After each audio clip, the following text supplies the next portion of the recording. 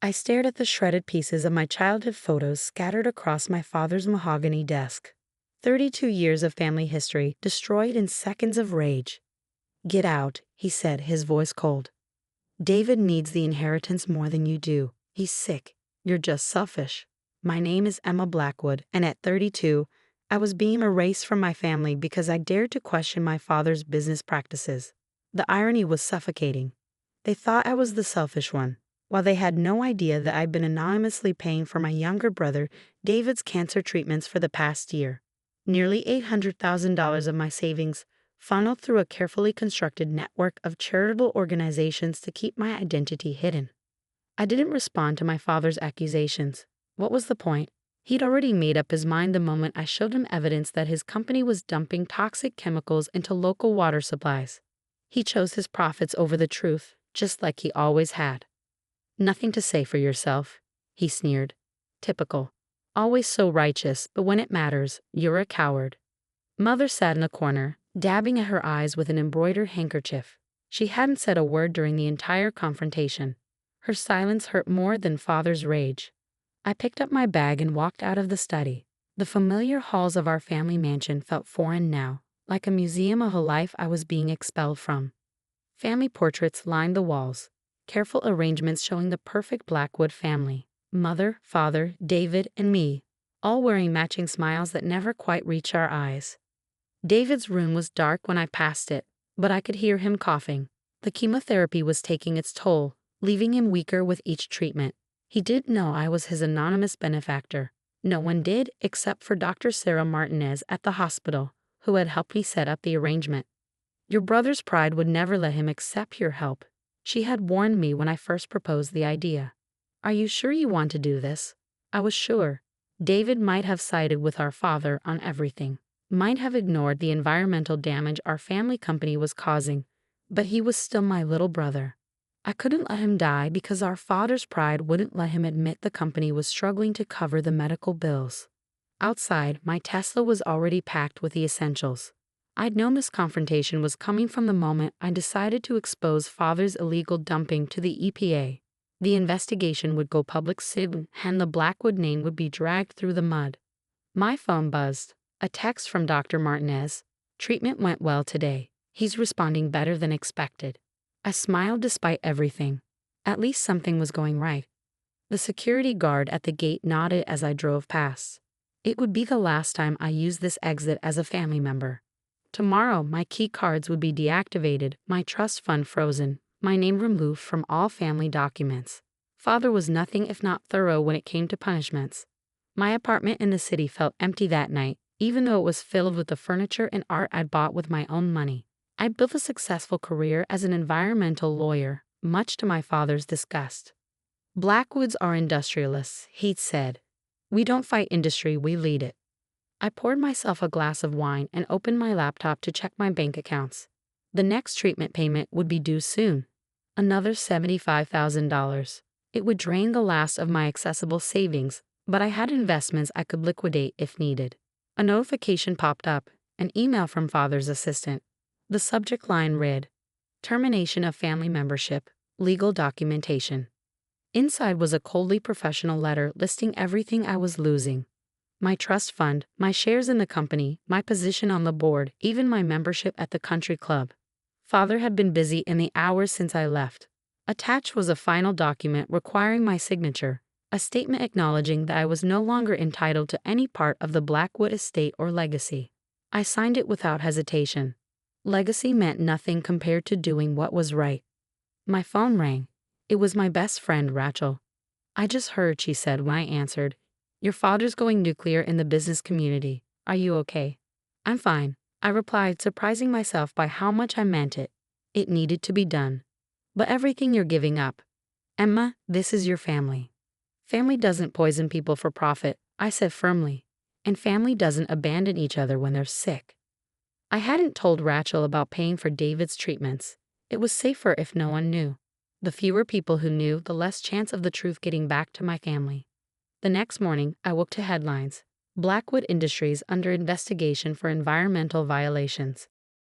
My phone was flooded with missed calls and messages, most from family friends and business associates wanting to know if the rumors were true. I ignored them all and checked my secure email account, the one I used to communicate with the hospital about David's payments. The latest treatment had been successful, but they were recommending an experimental therapy that showed promising results. The cost would be significant. Without hesitation, I began the process of selling my vacation home in the Hamptons. It would cover the new treatment and give me a buffer for future expenses. I'd love that house, but David's life was worth more than any property. Later that day, I drove past the hospital, careful to stay out of sight. Through the window of the oncology ward, I could see David sitting up in bed, our mother reading to him like she had when we were children. He looked pale but alert, a good sign. A nurse I recognized from my secret meetings with Dr. Martinez caught my eye. She gave me a subtle nod, our usual signal that everything was proceeding as planned. The hospital staff who knew my secret had become unofficial allies in my mission to help David while maintaining my anonymity. Back at my apartment, I received another email from Father's lawyers. They wanted me to sign additional documents renouncing any future claims to family assets. The tone was threatening, implying legal action if I didn't comply. I forwarded everything to my own lawyer, then went back to researching the experimental treatment David would need. The medical papers were complex, but years of reading legal documents had taught me how to extract key information quickly. My phone buzzed again. This time it was Mother. My hand hesitated over the answer button. She had sat silently through my confrontation with Father, offering neither support nor opposition. Her passivity had been a constant throughout my life, a quiet acceptance of Father's decisions, no matter how harsh. I let it go to voicemail. Her message was brief, her voice trembling. "Emma, please, your father is just angry. Give him time. Don't do anything rash." Too late, I thought. The EPA investigation was already underway. There would be no going back, no pretending I hadn't seen the evidence of what our family company had done. That night, I dreamed of childhood summers at our lake house. David and I swimming, laughing, plotting adventures. Before cancer, before corporate greed, before everything fell apart. I woke up crying, but with renewed determination. They could take away my name, my inheritance, my place in the family, but they couldn't take away my choice to help my brother, even if he never knew about it. I had no way of knowing then that in 3 months, a simple clerical error would expose everything. That my biggest secret would become my family's greatest shock. That sometimes the truth finds its way out, no matter how carefully you try to hide it. 3 months passed in a careful dance of secrets and payments. My savings dwindled while David's health improved. The experimental treatment was working better than anyone had expected. I kept tabs on my family through carefully cultivated sources. Father was fighting the EPA investigation with an army of lawyers. Mother had taken to bed with nerves. David remained focused on his recovery, unaware that his mysterious benefactor was the sister he thought had betrayed the family. Then came the day everything unraveled. I was in court, presenting arguments in an environmental protection case when my phone started buzzing incessantly. Text messages from Dr. Martinez.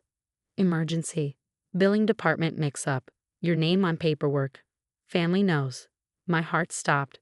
3 months of careful anonymity destroyed by a clerical error. When I stepped out of the courthouse, my mother was waiting by my car. She looked older than I remembered, grief and worry etching deep lines around her eyes. "All this time," she said softly, "it was you." I straightened my spine, ready for accusations. Instead, she started crying. $800,000, she whispered. "You've been paying for everything. Why didn't you tell us?" "Would it have mattered?" I asked. Father made his choice. The company was more important than the truth. "He's at the hospital now," she said, "with David. They know everything." The drive to the hospital was silent. Mother kept glancing at me like she was seeing a stranger, trying to reconcile the daughter she thought had abandoned them with the one who had been quietly saving her brother's life. David's hospital room was crowded when we arrived. Father stood by the window, his face unreadable. Dr. Martinez was explaining the payment structure, showing them the documents that revealed my involvement. "The anonymous donor program is completely legitimate," she was saying. "Ms. Blackwood set it up to protect your son's privacy and ensure continuous treatment regardless of the company's financial situation." David looked shell-shocked. "Emma," he said when he saw me, "you've been paying for everything. Father turned from the window. For the first time in my life, I saw uncertainty in his eyes. Why? He demanded. After what you did to the company, why would you do this? Because he's my brother, I said simply. And unlike you, I don't think profit margins are more important than people's lives. The EPA investigation had revealed the full scope of Blackwood Industries' environmental violations. Dozens of families had been affected by the contaminated water. Class action lawsuits were pending. The company's facing bankruptcy, Father said, his voice hollow. The medical insurance is being canceled. We wouldn't have been able to continue David's treatments.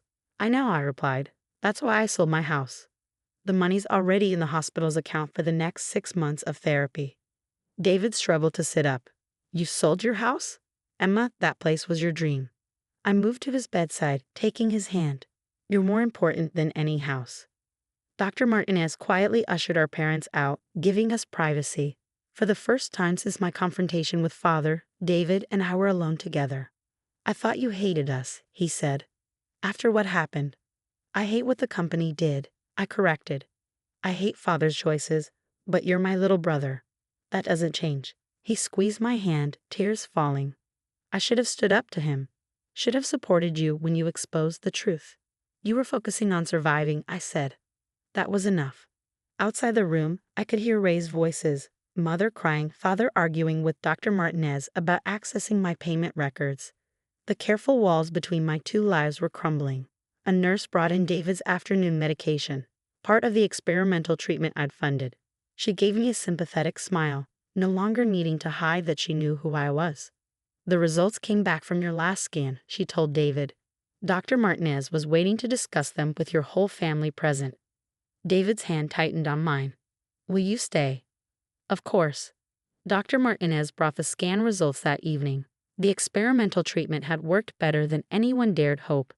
David's cancer was in remission. The celebration that followed was awkward, years of family tension mixing with genuine joy. Mother couldn't stop crying. Father stood awkwardly by the window. His usual commanding presence diminished. We need to discuss the financial situation, he finally said. The company is facing criminal charges, I finished. As it should. People died because of those chemical dumps, Father. And people live because of our medical research division, he shot back, including your brother. That doesn't justify poisoning an entire community. David cleared his throat. Stop. Both of you. His voice was stronger than it had been in months. Emma saved my life while fighting to save others. She was right about everything. Father turned away, but not before I saw the flash of shame cross his face. The next few weeks brought massive changes. Blackwood Industries entered bankruptcy proceedings. Father faced criminal charges for environmental violations. The family fortune crumbled under the weight of lawsuits and fines. But something else was changing too, slowly, painfully, like a wound finally healing properly. Mother found her voice, speaking up at last about years of looking the other way. She started volunteering at a cancer support group, trying to make amends in her own way. David recovered his strength and joined me in advocating for environmental justice. His testimony about the company's practices, combined with his status as a cancer survivor, was powerful. Father struggled. His empire was gone, his reputation ruined. But watching him with David in the hospital, I saw glimpses of the dad he'd been before money and power corrupted him. One evening, he came to my apartment. He looked older, tired. I was wrong, he said simply. About everything. Yes, you were. The trust fund, the inheritance, I can't give any of it back. It's all gone. I never wanted the money, Father. I wanted you to do the right thing. He nodded slowly. Your brother lived because you did the right thing, even when it cost you everything. Not everything, I corrected. I kept my integrity, and now I have my brother back. The healing wasn't instant. Years of hurt don't disappear with one conversation. But it was a start. We rebuilt our relationship slowly. Family dinners became weekly events, though now they were potluck style in my small apartment instead of formal affairs in the mansion. David went into remission, then recovery. He used his experience to advocate for better healthcare access and environmental protections. Together, we started a foundation to help cancer patients navigate treatment costs. Father served time for the environmental violations, not as much as he deserved, but enough to show real consequences. In prison, he finally confronted the damage his choices had caused. Mother found purpose in supporting other families facing cancer. Her quiet strength emerged as she learned to stand up for what was right. The family fortune was gone, but something more valuable took its place: honesty, integrity, and real connection. A year after David's recovery, he spoke at an environmental justice rally. I watched from the crowd as he told our story. The sister who sacrificed everything to save him while fighting to save others. Sometimes doing the right thing costs you everything you thought you wanted, he said, but it gives you everything you really need. Afterward, we had dinner together, the whole family, in my small dining room. Father, released from prison, was quieter now, humbled. Mother had stopped wearing her designer clothes and seemed more genuine. David was healthy, passionate about his new purpose. I've been thinking, Father said during dessert, about legacy. I spent years building a fortune, but Emma built something better. She showed us what real family means. I looked around the table, at my recovering brother, my awakened mother, my chastened father. The perfect Blackwood family image was shattered forever, but in its place was something real. Sometimes losing everything shows you what you really have. Sometimes the hardest choices lead to the deepest healing. And sometimes love means doing the right thing, even when no one knows you're doing it.